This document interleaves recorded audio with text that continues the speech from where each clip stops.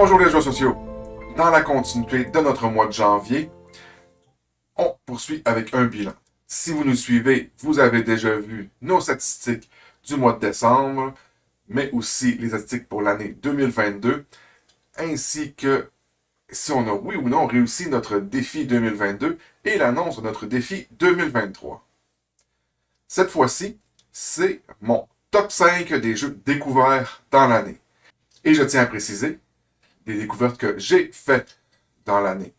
Ça ne veut pas dire que vous ne les connaissiez pas avant. Alors, on commence. En 5e place, un jeu de la bibliothèque d'un ami, je parle de Eutia. Eutia qui nous amène à endosser le rôle d'un archétype de héros dans un monde médiéval fantastique. C'est un jeu où on va explorer une carte qui va se construire de façon aléatoire, où il va falloir affronter des monstres, réussir des quêtes pour mieux équiper notre personnage pour aller tuer plus de monstres plus forts, dans le but d'avoir la plus grande renommée. C'est un jeu qui nous permet de jouer en solo, en coop ou en compétitif. C'est dans la catégorie gros jeu, dans une grosse boîte, peut-être un peu long pour certains scénarios, mais des parties qui nous maintiennent toujours sur le fil du rasoir, c'est toujours agréable. En 4e place, toujours pas dans notre ludothèque, Endless Winter, un jeu de placement d'ouvriers qui va nous amener à nous casser la tête quand on ne saura jamais quoi faire parce qu'on veut tout faire tout le temps. Alors on veut partir à la chasse, édifier des mégalithes, agrandir notre territoire et construire des villages ou des camps. Plein de plateaux, plein d'actions possibles, plein de stratégies à avoir, toutes modulées par le leader que l'on aura. Certains sont plus constructeurs, certains sont plus chasseurs. Alors il faudra bien choisir de placer nos ouvriers. Une belle découverte pour un jeu de placement d'ouvriers. Je crois que ça va devenir un incontournable dans les jeux avancés. Alors, en 3e place, Transmission. Transmission, c'est un jeu contemplatif. C'est un jeu de stratégie par ordre donné par des cartes. Ici, chaque joueur peut interagir avec les 4 robots du jeu en jouant une carte qui permet de déplacer un robot précis. Le but, ramasser des ressources pour améliorer les programmations des robots ou encore acquérir des objets précieux artefacts du monde des humains qui s'est éteint.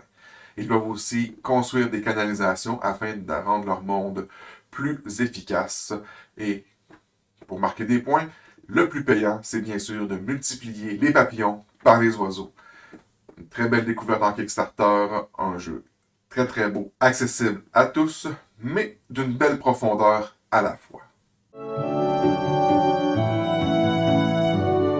En 2e place, Star of Acarios. Comme vous voyez, la boîte est très petite, tout à fait légère.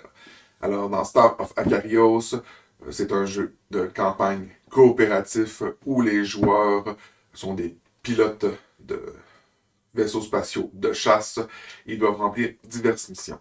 C'est un mélange de Gloomhaven, de X-Wing, le jeu de combat miniature, et aussi il y a une petite saveur 7e continent parce que certaines des missions se passent au sol et là non.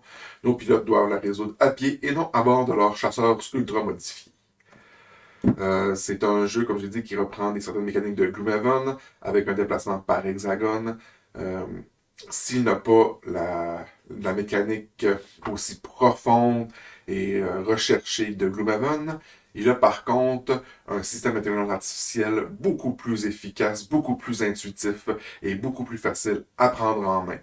Peut-être un peu facile pour certains, mais c'est plaisant des fois d'avoir l'impression d'être Luke Skywalker et que tout nous réussit. Alors, Star of Acarios, vraiment, j'ai toujours hâte d'y rejouer et j'ai jamais assez d'occasion pour le faire avec mon groupe de chasse. Et en première place, ça mérite un roulement de tambour. Oh! Oh! Uprising, une autre boîte tout à fait légère. Alors, Uprising, c'est un co-op 4X. Vous avez bien entendu, co-op 4X. Chaque joueur est un leader d'une race qui a été opprimée par l'Empire.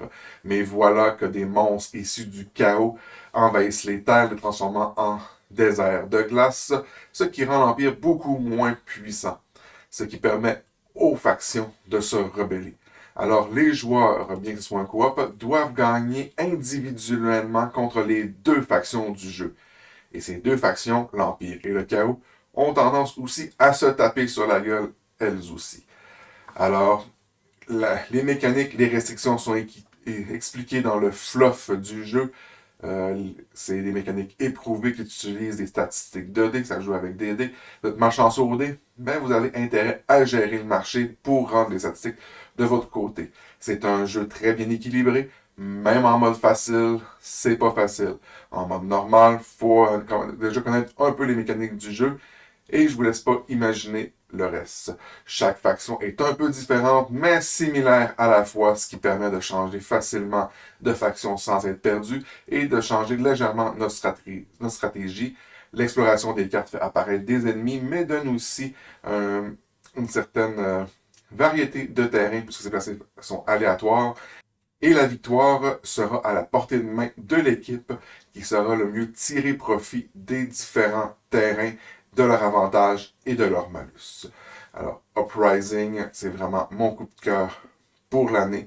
Si vous aimez les 4X, mais que vous voulez jouer à la fois avec des amis sans leur taper dessus, c'est vraiment un incontournable.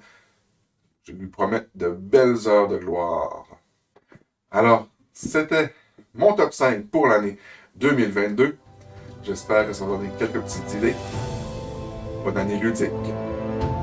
Si vous avez aimé cette vidéo, n'oubliez pas de nous donner un pouce bleu. Vous voulez en voir plus? Abonnez-vous et activez toutes les notifications pour être informé lorsque notre contenu est mis en ligne. Parce que on est plutôt 45 good sur YouTube. On vous propose d'autres vidéos dans le même style, à gauche et à droite.